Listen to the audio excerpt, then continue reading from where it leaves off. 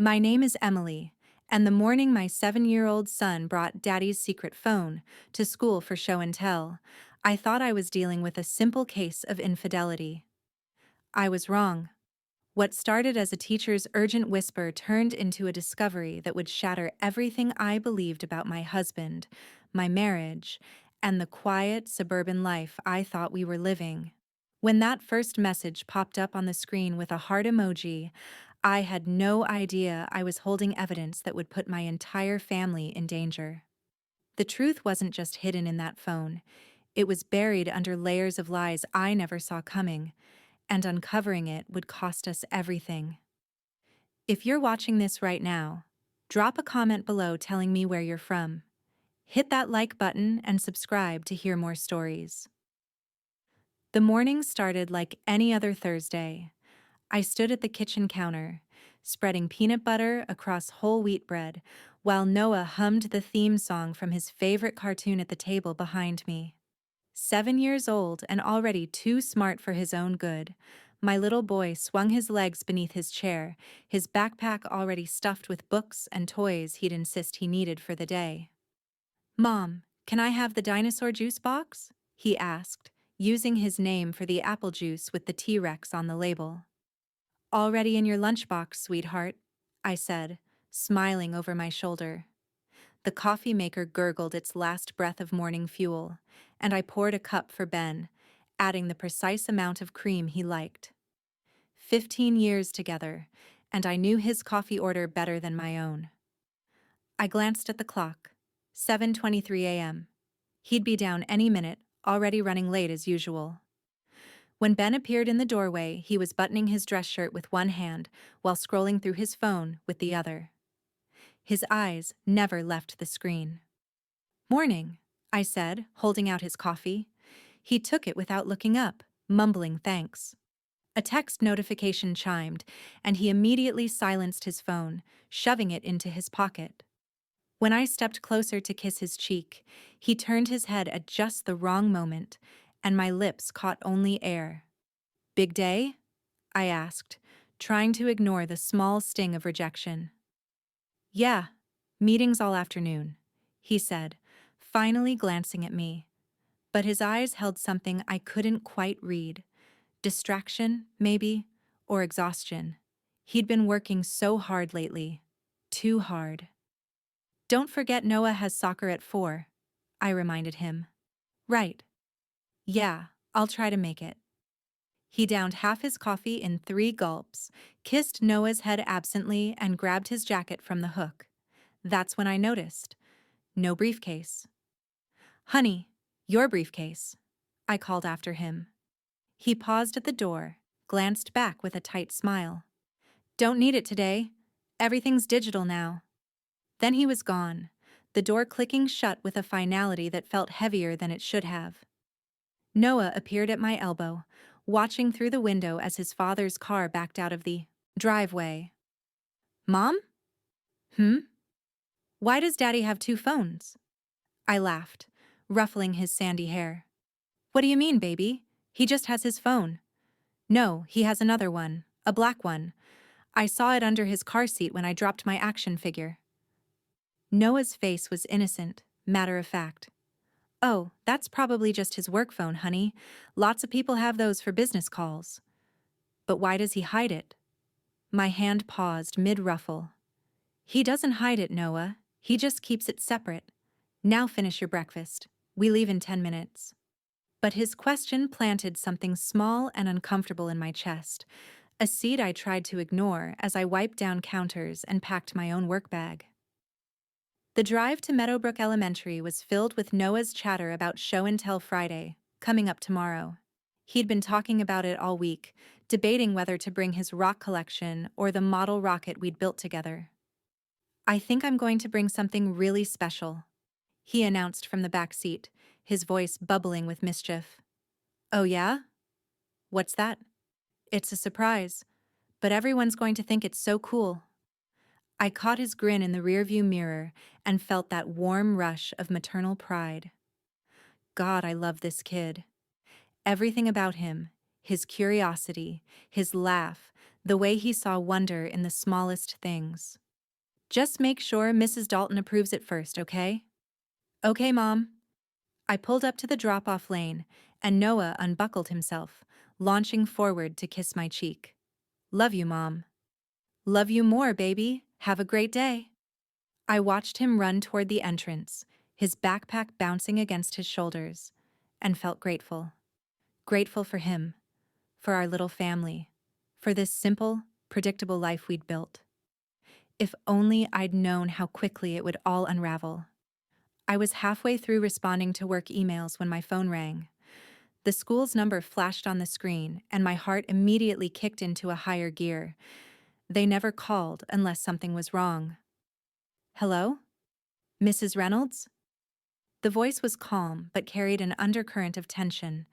Mrs. Dalton, Noah's teacher. This is Sandra Dalton. Could you possibly come to the school? Right away? My fingers tightened around the phone. Is Noah okay? Is he hurt? He's fine, physically, but there's a situation that requires your immediate attention. I really can't discuss it over the phone. My mind raced through possibilities. Had he gotten in a fight? Stolen something? That didn't sound like my Noah, but kids could surprise you. I'll be there in 10 minutes.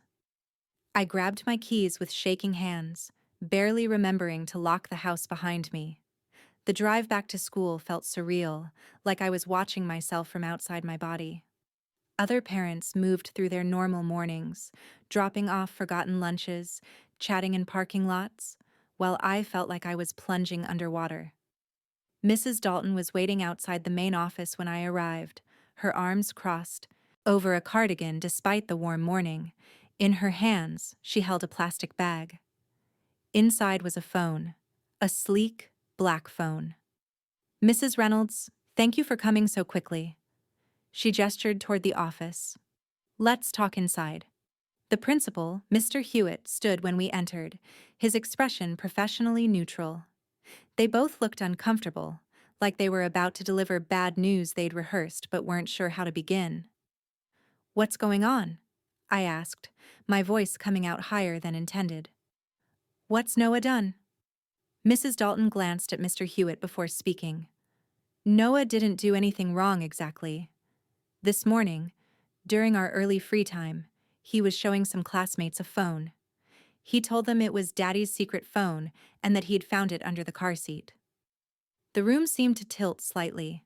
I stared at the phone in the plastic bag, recognizing nothing about it. I don't understand. My husband has a work phone, but I've never seen that one. Mrs. Reynolds, Mr. Hewitt said gently. While Mrs. Dalton was holding the phone to determine whose it was, a message came through. Mrs. Dalton's cheeks colored slightly. I wasn't trying to snoop. I was just looking for contact information, maybe a home number we could call. But the message appeared on the screen. She set the bag on the desk between us, and even through the plastic, I could see the notification on the lock screen. Can't wait to see you again. See, the floor dropped out from under me. I see, I heard myself say, though I couldn't feel my lips moving. We wanted to call you immediately because, well, Mrs. Dalton trailed off, her professionalism cracking into genuine sympathy. We thought you should know, and we didn't want Noah bringing it back for show and tell tomorrow. Show and tell. My son had been planning to show his classmates his father's secret phone with love notes from someone named C. Of course. Thank you. The words came automatically. I appreciate you being discreet. I'll handle this at home. They both looked relieved that I wasn't falling apart in front of them. I wasn't going to give them that satisfaction, wasn't going to be the crying wife in the principal's office. I took the bag with steady hands, thanked them again, and walked to my car with my head high. It wasn't until I was alone in the parking lot, staring at the phone through its plastic cocoon, that my hands began to shake. I don't remember the drive home. One moment I was in the school parking lot. The next I was sitting in my own driveway, engine still running, staring at the phone on the passenger seat like it might suddenly explain itself. Can't wait to see you again. See 7 words. One emoji. My entire world reframed. I turned off the car and sat in the silence. Part of me wanted to hurl the phone against the windshield, watch it shatter into 1,000 pieces. But another part, the part that had been trained by 15 years of marriage to be practical, to not make scenes, to think before reacting, that part told me to be smart. I needed to know. Inside, I set the phone on the kitchen counter and stared at it like it was a bomb. Maybe it was. Maybe opening it would detonate everything I thought I knew about my life.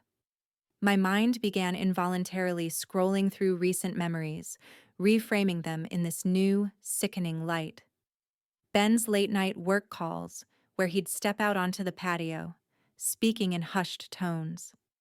I'd see him through the window, pacing, smiling at something on the screen before answering. The business trips that seemed to multiply. Clients expect FaceTime, he'd say.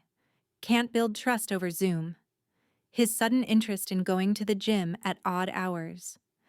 The new cologne I'd complimented him on 3 weeks ago, the one he'd laughed off as impulse buy at the airport. The way he'd started angling his phone away from me when we sat together on the couch. The new passcode he'd added, claiming it was for work security protocols. How had I been so blind? The phone buzzed, making me jump. Another notification lit up the screen. Check the video before you come. My stomach turned over. A video. There was a video. I reached for the phone with trembling fingers, then stopped. What was I doing? This was Ben's phone. His secret phone, apparently, and I was about to invade his privacy. But he'd already invaded mine, hadn't he? He'd invaded our marriage, our family, our life together. He'd brought this thing into our home, hidden it in our car where our son could find it. He'd made me look like a fool. I tried the obvious passcodes first. Our wedding anniversary, 017, nothing. Noah's birthday, 0307, nothing. Ben's own birthday, my birthday, his mother's birthday, nothing, nothing, nothing. Locked out. I set the phone down and pressed my palms against my eyes, trying to breathe. The kitchen was too quiet. Usually, this was my favorite time of day, the peaceful hours between morning chaos and afternoon pickup, when I could catch up on work or simply enjoy the silence. Now the silence felt oppressive, heavy with questions I couldn't answer. Another buzz. I looked. Are you mad at me? You're being quiet. My hands curled into fists. Someone was actively texting my husband, someone who expected responses, who felt entitled to his attention. Someone named C. C for what? Christine? Catherine? Cassandra? My mind supplied images I didn't want to see. Ben leaning across a candlelit table toward a beautiful woman. Ben's hands on someone else's body. Ben's lips saying things he used to say to me. I grabbed my own phone and pulled up Ben's contact. My finger hovered over the call button. What would I even say? Hi, honey. Noah brought your affair phone to school today? No. I needed information first. I needed to know what I was dealing with before I confronted him. Otherwise, he'd just lie, minimize, make me feel crazy for even asking. I'd seen enough true crime documentaries to know that the person who shows their hand first usually loses. I opened my laptop and typed into the search bar, "How to unlock Android phone without password." The results were overwhelming. Factory resets that would erase everything. Third-party software that looked sketchy at best. Suggestions to try facial recognition or fingerprint sensors. I picked up the phone and tried holding it toward my own face. Nothing. Of course not. Why would Ben program my face into his secret phone? An hour passed, then 2. I fell down a rabbit hole of YouTube tutorials and hacking forums, each more complicated than the last. My coffee went cold. I barely noticed. At 2:30, I heard Ben's car in the driveway. Panic seized me. He wasn't supposed to be home until after 5. I shoved the phone into the ceramic cookie jar on the counter, closed my laptop, and tried to arrange my face into something normal. The door opened. Ben walked in, still in his work clothes, looking tired. When he saw me in the kitchen, he stopped. "Hey, what are you doing home?" I asked, hating how normal my voice sounded. "Forgot some files." "You?" His eyes swept the kitchen, and I felt irrationally convinced he could sense the phone's presence, like a shark sensing blood in water. "Slow day. Finished my calls early." He nodded, distracted, already moving toward his home office. I listened to him rummaging around, then his footsteps coming back through the house. "I've got to head back," he called. "Might be late tonight. Don't wait up." "Okay," I said to the closing door. When I was sure he was gone, I retrieved the phone from the cookie jar. My hands were shaking so badly I nearly dropped it. That's when I noticed something I'd missed before. A tiny crack in the screen's corner. And stuck to the back, partially peeled off, a small sticker. It was one of those business stickers from a repair shop. "Digital Solutions, we fix what's broken." I grabbed my laptop again and searched for the shop.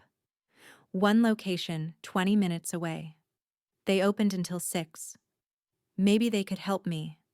Maybe they had records of Ben's account, his passwords, something.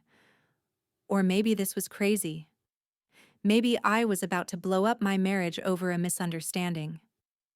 But what kind of misunderstanding explains, "Can't wait to see you again"?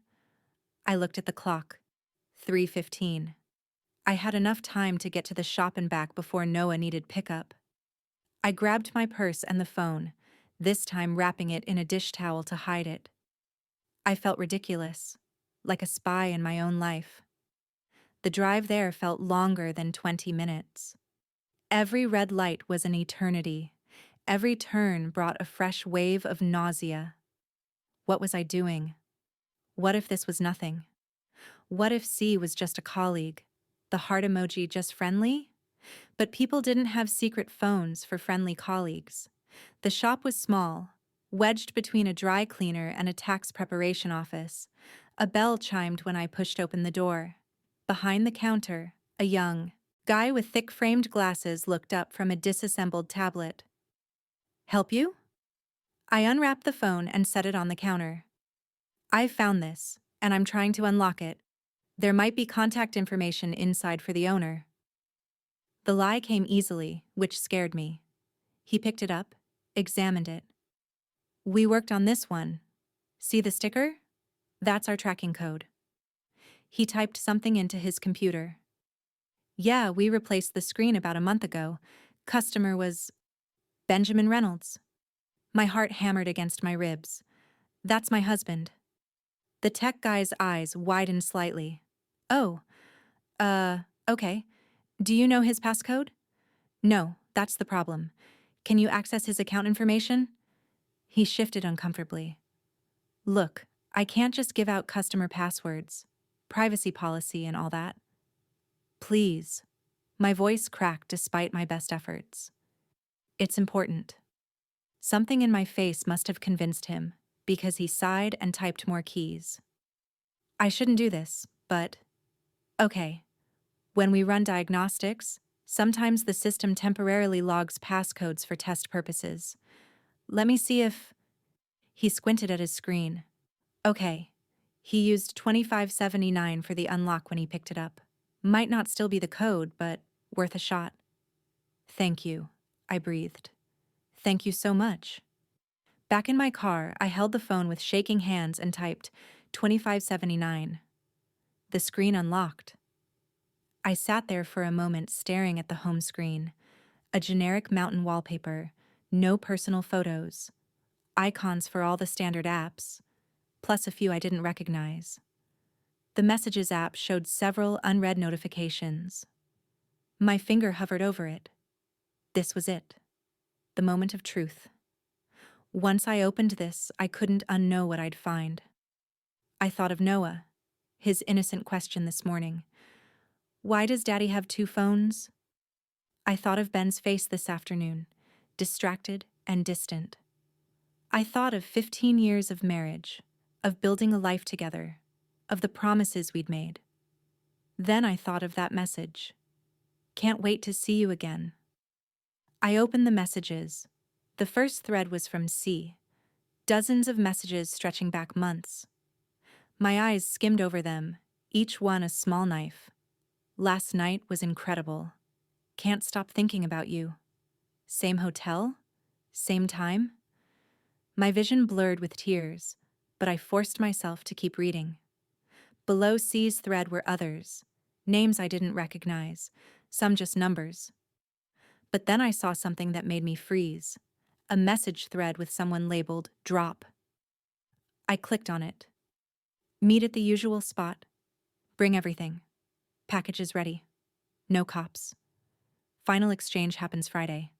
Then you're clear. This wasn't love messages. This was something else entirely. I scrolled up through the thread, my confusion growing. There were photos. Ben in a parking lot, handing an envelope to a man whose face looked bruised. Ben standing outside an office building I didn't recognize. Ben at what looked like a storage facility. What the hell was going on? I opened the photo gallery. Hundreds of images loaded. Some were of that woman, C, I assumed. Young, pretty, blonde. Photos of them together at restaurants, hotels, walking through a park. My heart broke all over again. But mixed in with those painful images were others. Documents, spreadsheets, what looked like bank statements or wire transfers. Screenshots of emails with subject lines like Project Raven and leak protection and data clearance. None of it made sense. I clicked on a video file, my hand shaking so badly I nearly dropped the phone. The video opened. Shaky footage, obviously filmed quickly. Ben's voice, tense and low. Take the drive, everything's on there. But if you go to the police, we're both dead. The camera panned to show a man I didn't recognize, nervous, sweating.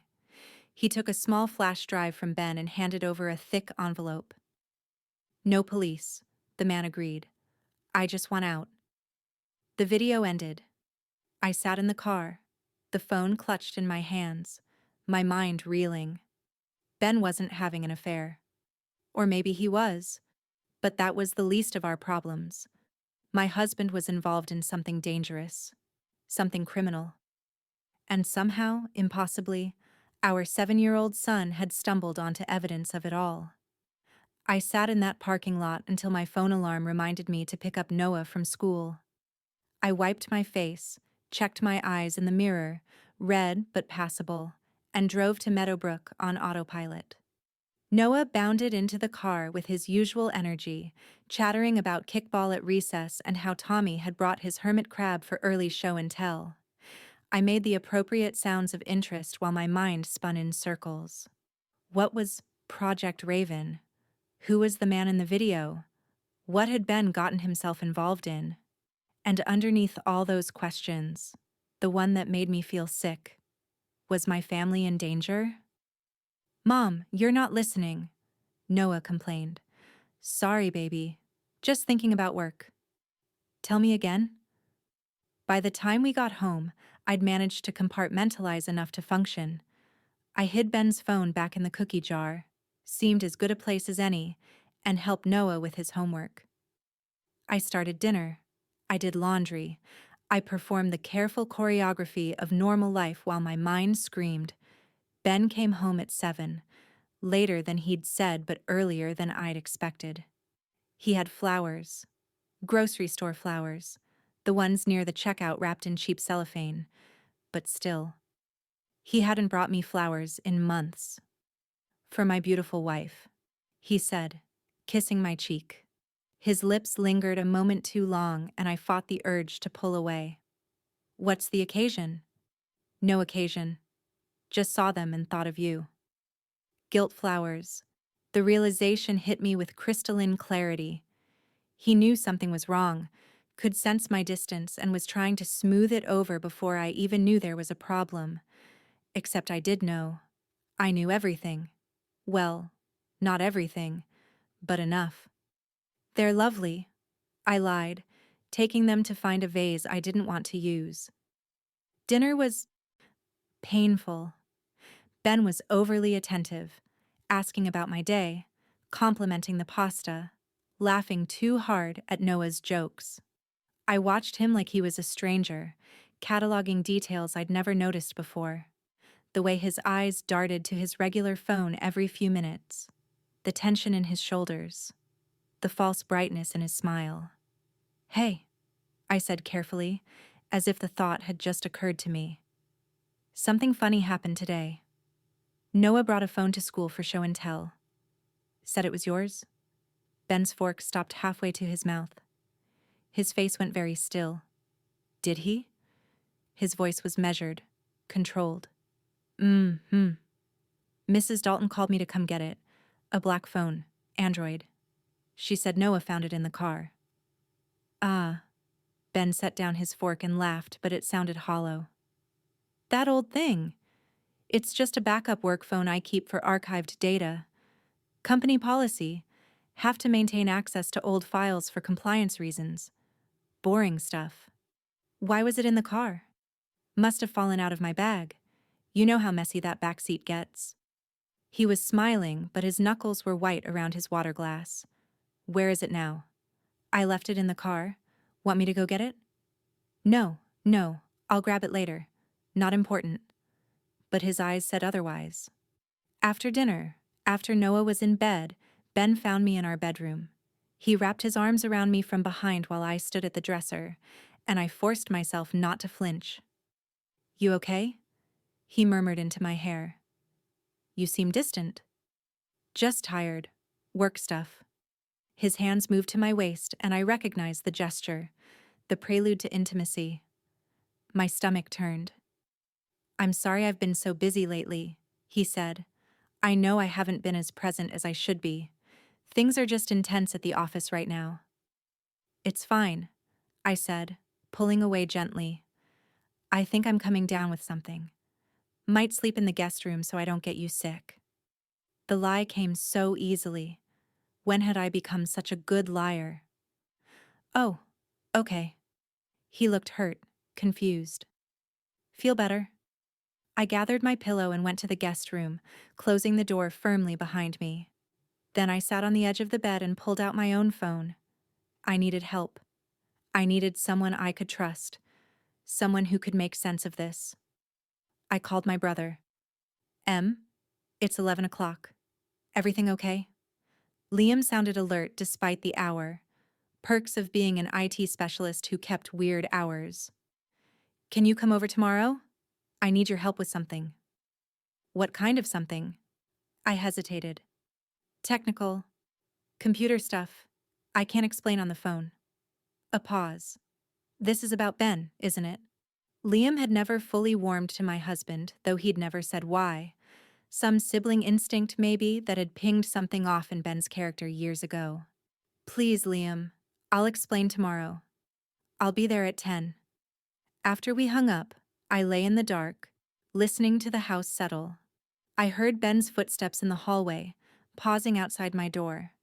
For a moment, I thought he'd knock, but then the footsteps continued to our bedroom. Later, much later, I heard different sounds. The bathroom door closing, water running, and then, through the thin walls, Ben's voice, low and urgent. He was on a phone call. I crept to my door and pressed my ear against it. "Can't find it. She might know." "No, I don't think so, but..." His voice rose slightly. "What do you want me to do?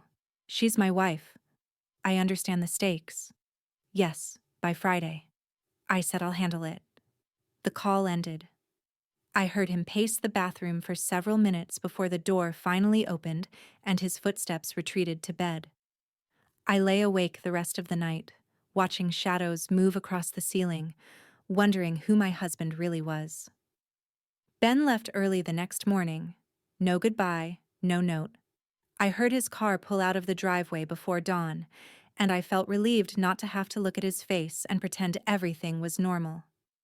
Noah ate his breakfast in comfortable silence, still sleepy, while I mentally rehearsed what I'd tell Liam. How much did I share? All of it? Would he think I was crazy? Would he tell me to go to the police? I dropped Noah at school, and as we reached his classroom door, Mrs. Dalton caught my eye. She gestured slightly. Could we talk? Go ahead, baby, I told Noah. I'll see you this afternoon. Mrs. Dalton waited until Noah was inside before speaking quietly. How are you doing, Mrs. Reynolds? I'm fine. Thank you for your discretion yesterday. Of course. She hesitated, then lowered her voice further. I probably shouldn't say this, but yesterday, before you arrived, Noah told me something. He said the phone had secret videos on it, videos his father didn't want anyone to see. My blood went cold. He said that? She nodded.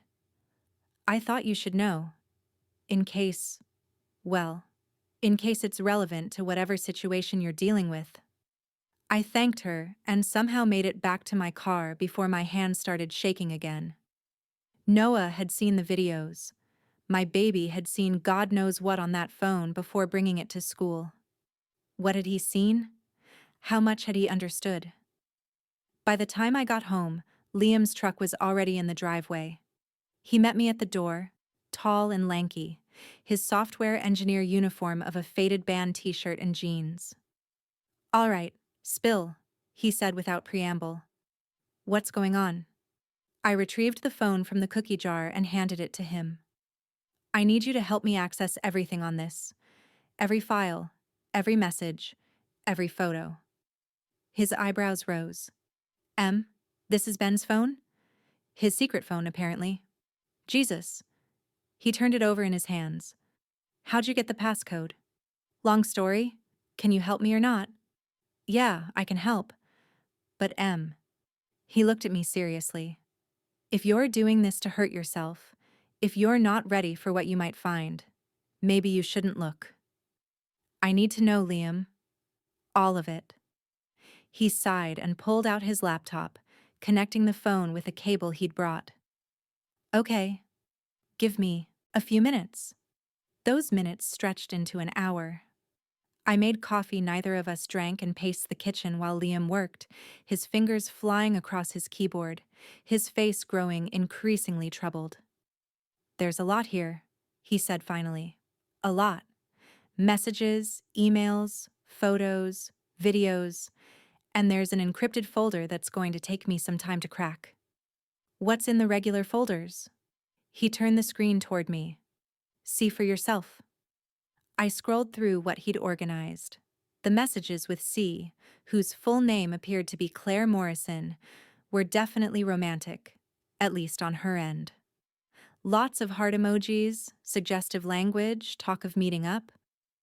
But Ben's responses were odd, professional, almost.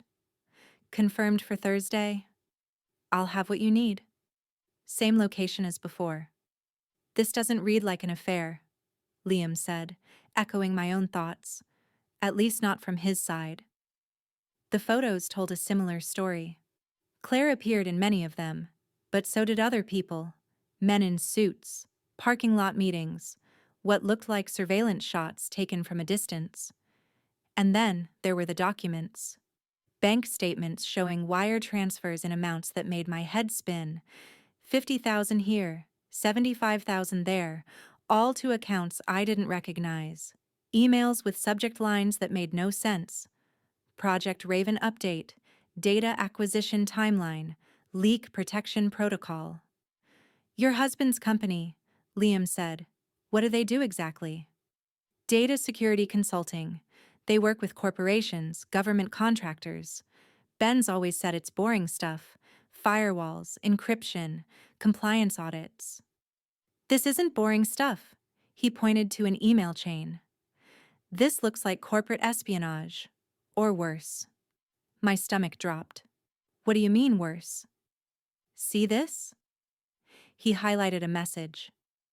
They're talking about securing leaks, Neutralizing sources. Final cleanse procedures. M. This reads like intimidation. Maybe worse. Before I could respond, the phone buzzed in Liam's hand. A new message from someone labeled only drop. Last chance. Friday. Bring everything or deals off. Who is drop? I whispered. No idea, but they've been texting Ben for weeks. Looks like they're planning some kind of exchange. He opened the encrypted folder interface. And whatever they're exchanging is probably in here. This folder is labeled contracts, and the password is... He stopped, his face going pale. What? What is it? The password. It's Noah07, your son's name and birth month. I felt like I'd been punched. Ben had used our son's name to protect his secrets. Liam worked in silence for another 20 minutes before the folder finally opened. Inside were files labeled with codes I didn't understand, PDFs of what looked like corporate documents, and video files. Should I open one? He asked. I nodded, not trusting my voice. The first video opened. Shaky nighttime footage of a parking garage. 2 men meeting between cars. One of them was Ben. The other had a bruised face, darting eyes. The same man from the video I'd watched yesterday. Take it, Ben was saying, handing over a flash drive. Everything they wanted is on there. Client data, security protocols, personal information. All of it. And you're sure they'll pay? The other man asked. They already have. Your cut's in the envelope. Just don't go to the police, and we're both in the clear. The video ended. Liam and I stared at each other. He's selling data, I breathed. Corporate data. Personal information. This is bad, Em. This is really bad. If his company finds out, if the people whose data he's selling find out. He trailed off, not needing to finish. My phone rang, making us both jump. Ben's name flashed on the screen. I answered, trying to keep my voice steady. Hello? Where are you?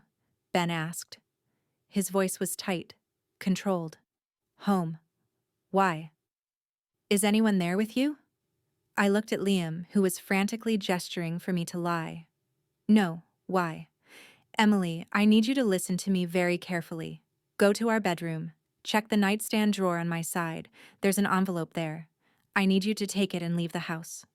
Right now. Ben, what's going on? Please, just do what I'm saying. Take Noah from school and go somewhere public. A mall, a restaurant, anywhere with lots of people. And Em? His voice cracked slightly. I'm so sorry. I'm so sorry. I never meant for this to... The line went dead. I tried calling back. It went straight to voicemail. What did he say? Liam demanded. He told me to take Noah and leave. He said to go somewhere public. My hands were shaking so badly I could barely hold the phone. Liam, what's happening? I don't know, but if he's warning you to run, we should probably listen. He started disconnecting his equipment. I'm taking this phone. If something happens, if Ben's in trouble or you're in danger, this is evidence. Evidence of what? I don't know yet. But your husband is involved in something way beyond an affair, Em. This is corporate espionage, data theft, maybe blackmail. And someone named Drop is putting pressure on him for some kind of final exchange on Friday. Friday. Today was Friday. Oh God, I whispered. Liam, that's today. We looked at each other, and I saw my own fear reflected in my brother's eyes. Whatever Ben was involved in, whatever he'd been hiding, it was all coming to a head. And somehow, he'd dragged our entire family into it. I grabbed my keys, my phone, my purse. I'm getting Noah. I'm coming with you, Liam said, and I didn't argue. As we rushed to his truck, I glanced back at my house. My beautiful, normal house where I'd raised my son and built my life. It looked the same as always, peaceful in the morning sun. But nothing would ever be the same again. Whatever truth was buried in that phone, whatever secrets Ben had been keeping, They were about to come crashing down on all of us. And I had no idea if any of us would survive. It. Liam drove while I sat in the passenger seat, replaying that parking lot video in my mind. Ben's voice, cold and transactional. Everything they wanted is on there. Client data, security protocols, personal information. My husband wasn't just hiding something. He was selling people's private data, possibly thousands of people. The betrayal felt bigger than infidelity, more sinister than I could process. "We should go to the police," Liam said, gripping the steering wheel tight. "No." The word came out harder than I intended. "Not yet. If Ben's in trouble, if there's more to this, I need to understand it first. I can't just destroy him without knowing the whole story." He's committing crimes. This isn't about protecting him anymore. It's about protecting Noah," I shot back. "What happens to our son if his father goes to prison? What happens if there are dangerous people involved and we make the wrong move?" Liam's jaw clenched, but he didn't argue. We picked up Noah from school early, making up an excuse about a dentist appointment. He climbed into the back seat, confused but excited to be leaving school before the final bell. "Where are we really going?" he asked, too perceptive for his own good. "Uncle Liam's house for a bit," I said, forcing brightness into my voice. "We thought it would be fun to surprise you." At Liam's apartment, I settled Noah in front of the TV with snacks while Liam and I huddled in his home office, diving deeper into the phone's contents. The more we uncovered, the worse it got. The encrypted contracts folder contained dozens of files, spreadsheets listing names, social security numbers, credit card information, medical records, all from clients of Ben's company, entrusted to him for security purposes. And he'd been selling it. "Look at this," Liam said, pulling up an email chain. The sender was someone named Marcus Valen from a company called Secure Dynamics. "This guy's been coordinating the whole thing. He's the one making the deals, setting up the buyers." I read over his shoulder, my stomach turning with each line. Data clearance. Leak protection. These weren't just corporate buzzwords, they were code for something darker. One email made me freeze. "Reynolds is getting cold feet. Recommend enhanced motivation protocols." "Enhanced motivation?" I whispered. "What does that mean?" Liam's face was grim. Nothing good. Then I saw it, buried in a subfolder labeled Insurance, a video file dated 3 days ago. I clicked it. The footage was grainy, shot from what looked like a dashboard camera. Ben sat in the passenger seat of an unfamiliar car, looking haggard and terrified. Next to him was a man I didn't recognize, middle-aged, cold eyes, speaking with measured calm. "You understand what happens if you don't deliver?" the man said. "Your family, Ben. Your beautiful wife. Your son. Accidents happen. House fires. Car crashes. Would be a shame." My blood turned to ice. "I'll get you everything." Ben's voice shook. "Friday, I promise. Just leave them alone." The video ended. "Oh my God," I breathed. "They threatened us. They threatened Noah." Liam was already on his feet, pacing. "That's it. We're going to the police right now. This is beyond corporate espionage. This is extortion, blackmail, threats against a child."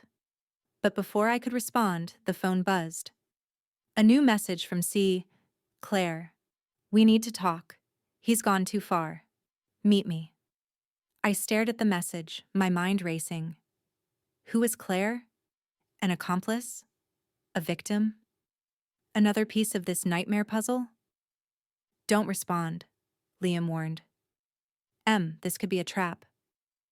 Or it could be someone who knows what's really happening." I typed back before I could second-guess myself. "Who are you?" The response came within seconds. "Someone who tried to stop him. Same cafe where we met before. River Street. 3 p.m. Come alone." I checked the time. 2:15. "I'm going," I said. Are you insane? You just watched a video of someone threatening to kill you and Noah. Which is exactly why I need answers. I grabbed my purse. Stay here with Noah. If I'm not back by 4, call the police and give them everything. Emily. Liam, please, I need to do this. He looked at me for a long moment, then pulled me into a fierce hug. Be careful. And keep your phone on. River Street Cafe was a small place downtown, the kind with mismatched furniture and local art on the walls. I arrived 10 minutes early and chose a table near the back exit, just in case. At exactly 3 o'clock, a woman walked in. Blonde, early 30s, pretty in a tired way. Dark circles under her eyes. A faded bruise on her jaw, poorly covered with makeup. When she saw me, something like relief crossed her face. She slid into the seat across from me. No greeting, no pleasantries. You're Ben's wife. And you're C. Claire Morrison. She ordered coffee with shaking hands. I'm guessing you found the phone. My son found it. Brought it to school. She closed her eyes. God. I'm sorry. I'm so sorry you're caught up in this. Start talking, I said, keeping my voice steady despite the rage simmering underneath. Who are you? And what is my husband involved in? Claire took a breath and began. I worked at Secure Dynamics, same company as Ben. We were brought in to handle data protection for corporate clients. But about a year ago, I discovered that some data was being duplicated, copied before being secured. Small amounts at first, then larger files. Ben was stealing it. Not just Ben. Marcus Valen, the VP of Security, was running the whole operation. He recruited Ben, offered him a percentage. They'd sell the data on the dark web to identity thieves, corporate spies, anyone willing to pay. My hands curled into fists under the table. And you? I found out by accident, saw files on Marcus's computer that shouldn't have been there. Her voice dropped. I confronted Ben, told him I was going to report it. And that's when everything went wrong. They threatened you. She lifted her hair, showing another bruise behind her ear. Marcus sent someone to convince me to stay quiet. Said if I talked, my family would pay the price. My little sister is 12, Emily. I couldn't risk it. So you what? Pretended to be Ben's girlfriend to stay close? To gather evidence? At first, yes. I thought if I could prove Marcus was the ringleader, maybe I could make a deal with the FBI, get protection. She laughed bitterly. But then I realized Ben wasn't just a victim. He was in deep, enthusiastic even. The money, the thrill of getting away with it. The coffee arrived, but neither of us touched it. Why are you telling me this now? I asked. Because it's ending. Friday. Today. They're planning their biggest sale yet. Complete records from a healthcare network. Millions of people's medical histories, social security numbers, everything. It's worth over $5 million. My vision blurred at the edges. That's what's in the encrypted folder. Ben was supposed to deliver it this morning, but he can't, can he? Because you have the phone. We stared at each other as the implications settled over us like a weight. They're going to know he doesn't have it, I whispered. They're going to think he's trying to back out or turn them in. And when desperate men think they're about to get caught. Claire didn't finish the sentence. She didn't have to. I stood abruptly. I have to go. I have to get to Ben before they do. Wait. She grabbed my wrist. There's something else you should know. Marcus has been watching your house. Following you. That black SUV you probably noticed? That's his people. My blood ran cold. How long? A few days. Since Ben started acting nervous. They don't trust him anymore. I pulled out my phone and called Ben. Straight to voicemail. I tried again. Same result. Where would he go? I asked Claire. If he knew he was in trouble, where would Ben hide? She thought for a moment. There's a storage facility on Route 47, Unit 243. That's where they kept backup drives, evidence they might need. If he's smart, he went there. I was already moving toward the door when Claire called after me. Emily, be careful. Marcus doesn't leave loose ends. I called Liam from the car, my words tumbling out in a frantic rush. Ben's in danger. I know where he might be. Meet me at Route 47, the Storage Plus facility. Wait for me. I hung up and drove faster than I should have, my mind spinning with terrible possibilities. Ben might be a criminal, a liar, someone I no longer knew, but he was still Noah's father. And whatever he'd done, whatever choices he'd made, I couldn't let him die for them. The storage facility was a sprawling complex of orange doors and concrete. I found Unit 243 in the back corner, next to a dumpster and a flickering light. The door was partially open. I approached slowly, every nerve screaming at me to run. Inside, I could hear movement, someone breathing hard, objects being moved around. Ben? He spun around, and I barely recognized him. His face was pale, sweaty, his shirt untucked and stained. When he saw me, something between relief and horror crossed his features. Emily. Oh God, Emily, what are you doing here? I could ask you the same thing. I stepped inside, and that's when I saw what he'd been doing. The unit was filled with computer equipment, boxes of files, and Ben was frantically loading things into a duffel bag. You have to leave, he said, shoving a laptop into the bag. Right now, it's not safe. I know what you've been doing, Ben. I know about Project Raven, about the data you've been selling. I know about Marcus Valen and the threats. He stopped moving and looked at me. Really looked at me, for the first time in what felt like months. You found the phone. Noah found it, brought it to school for show and tell. I laughed, a bitter, broken sound. Our son almost showed his entire class evidence of his father's crimes. Ben sank onto a storage crate, his head in his hands. I never wanted this. You have to believe me. I never wanted any of this. Then why? We were fine. We had enough money, a good life. Why would you risk everything? Because we weren't fine. His voice cracked. We were drowning in debt.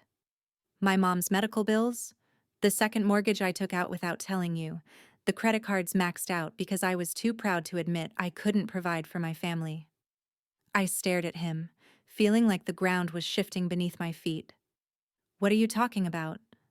Marcus offered me a way out. One job, he said. Easy money. Nobody gets hurt. Ben's laugh was hollow. But one job became 2, then 5. Then I was in so deep I couldn't get out. They had evidence, recordings. They owned me. So you just kept doing it? Kept selling people's lives? I tried to stop. 3 months ago, I told Marcus I was done. That's when the threats started. When they sent that video. Threatened you and Noah. His voice broke completely. What would you have done, Emily? What would you have done to protect our son? I didn't have an answer. Before I could find one, headlights swept across the unit's entrance. A car door slammed. Ben's face went white. They found me. We both dove behind a stack of boxes as footsteps approached, multiple sets, heavy and purposeful. Reynolds. A man's voice cold and commanding. Marcus, I know you're in there. Come out and maybe we can talk about this. Ben looked at me, terror in his eyes, and mouthed, Stay down. He stood slowly, hands raised. I'm here. I have everything ready, the drive, all the files, everything you wanted. No, you don't. Marcus stepped into the unit, flanked by 2 large men. Because the phone with all our insurance is missing, the phone you stupidly let your kid take to school. I can get it back. Give me until tomorrow. Tomorrow, we were supposed to close the biggest deal of our lives. $5 million, Ben. And you've jeopardized everything. One of the men pulled out a gun. My heart stopped. Please, Ben begged, his voice thin with fear. My wife doesn't know anything. My son doesn't know anything. Just let me fix this. Your wife is here, actually, Marcus said casually, and my blood turned to ice. I can see her purse behind that box. Emily, why don't you come out and join us? I stood on shaking legs, and the gun swung toward me. Ben moved without thinking, stepping between me and the weapon. Don't. Please, God. Don't hurt her. I'll do anything. Marcus studied us both with cold calculation. The phone. Where is it? My brother has it, I heard myself say. He's a computer forensic specialist. He's already made copies of everything. The files, the videos, the client lists. If anything happens to us, it all goes to the FBI. It was a bluff, but my voice didn't shake. Marcus's expression flickered, the first sign of uncertainty I'd seen. She's lying, one of his men said. Maybe. Marcus pulled out his own phone. Let's find out. Call your brother Emily. Right now. Tell him to bring the phone here, or I put a bullet in Ben's knee. My hands shook as I dialed Liam's number. It rang once. Then chaos erupted. Police sirens screamed to life from every direction. Floodlights blazed, turning the storage facility into daylight. A voice boomed through a megaphone. FBI, drop your weapons. Marcus's men scattered, but there was nowhere to go. Agents in tactical gear poured into the unit from both entrances. In the confusion, I grabbed Ben's hand and pulled him down as gunshots rang out. Marcus's men firing wildly, agents returning fire. The world became noise and terror and concrete dust.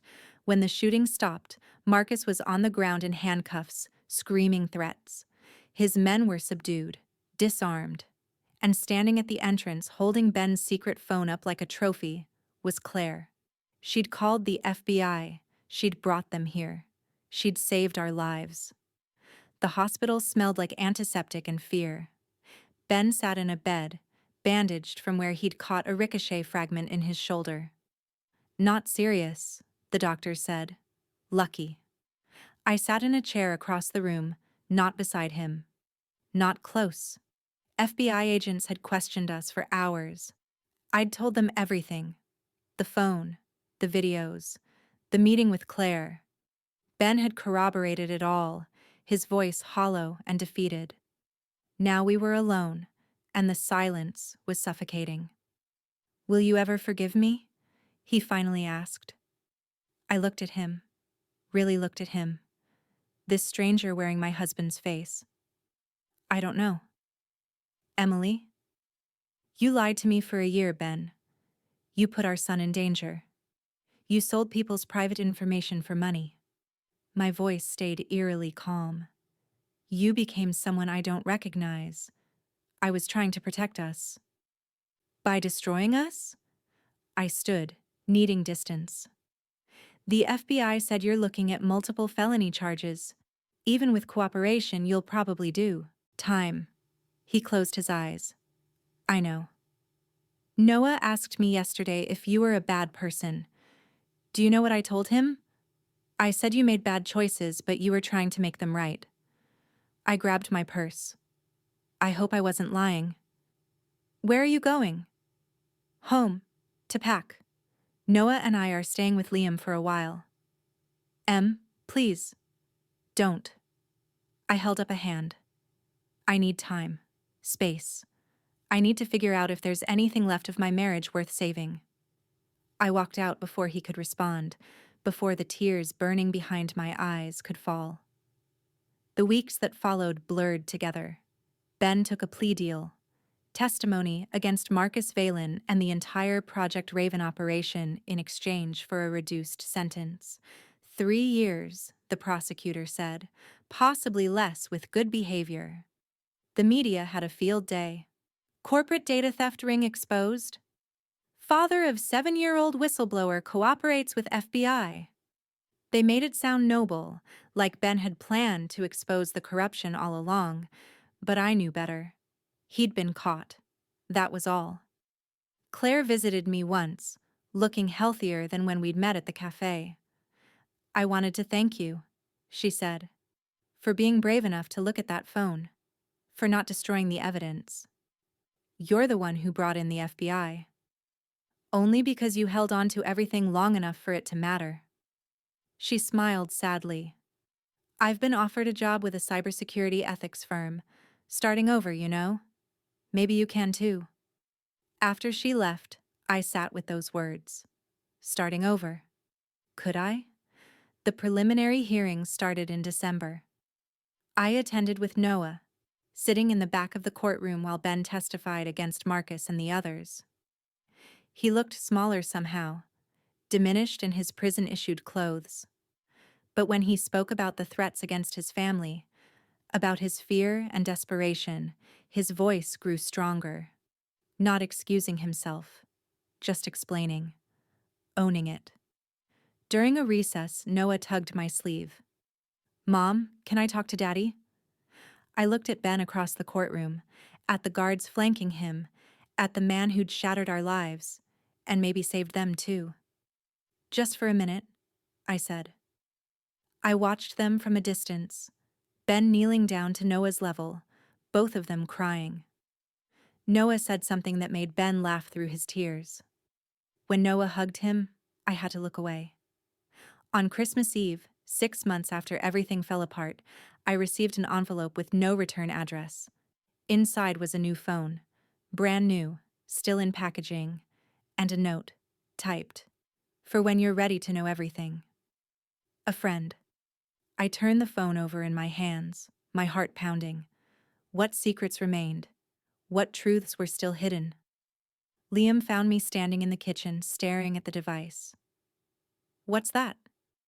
I don't know, I admitted. But I think Ben's story wasn't the whole story. You going to open it? I thought about everything we'd been through. The lies, the danger, the slow reconstruction of our lives. Noah was in therapy, slowly processing his father's absence. I'd started working with a nonprofit that helped families of whistleblowers and white-collar criminals. I'd spent months learning to live with partial truths and unanswered questions. Did I really want to open this door? I powered on the phone. One file loaded automatically, a video. I pressed play. The screen showed a conference room, hidden camera footage. Marcus Valen sat at a table with men in expensive suits. They were discussing Project Raven, but the conversation was different than I expected. The Reynolds family has served its purpose, one man said. Reynolds will take the fall. We'll claim we were victims of a rogue employee and continue operations through our European subsidiaries. Marcus nodded. What about the evidence he gave the FBI? Carefully curated to make us look like an isolated cell, the larger network remains untouched. My breath caught. They'd played us. All of us. Ben had testified, gone to prison, thinking he was bringing down the entire operation. But he'd only exposed a small piece. The video ended with a title card. The real architects remain free. Will you help expose them? See Claire. Still fighting. I stared at the phone for a long time, weighing everything. My son's safety, my husband's sacrifice, the choice between a quiet life and the truth. Then I called Liam. I need your help, I said. And this time, we're finishing what they started. 3 months later, I stood outside a federal building, a different FBI agent waiting for me inside. This time, I had evidence they couldn't dismiss. Evidence of a conspiracy that reached far beyond Ben's desperate choices. Before going in, I called the prison and left a message for Ben. I'm not ready to forgive you, I said to his voicemail. Maybe I never will be. But I understand now. I understand why you did what you did, even if I can't agree with how you did it. And I want you to know, I'm going to finish this.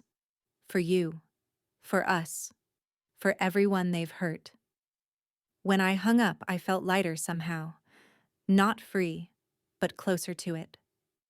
I picked up the new phone, my phone now, my evidence, my choice, and walked into the building. Behind me, the door closed on one chapter of my life.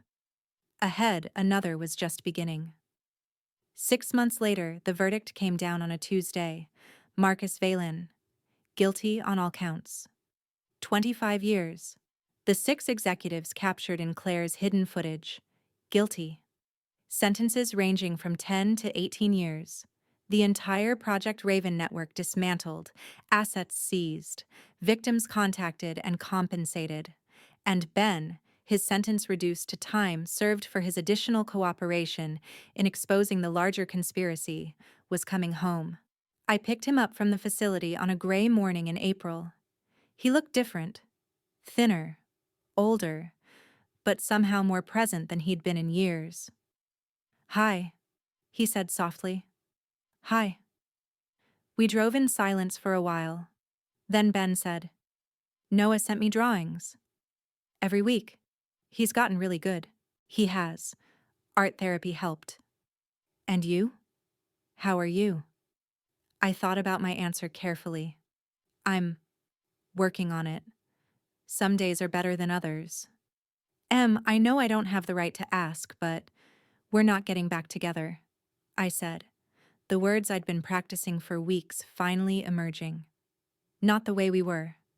That marriage died the day you got that second phone." He nodded, pain crossing his face. "But," I continued, "we can build something new. Something honest. Co-parents first.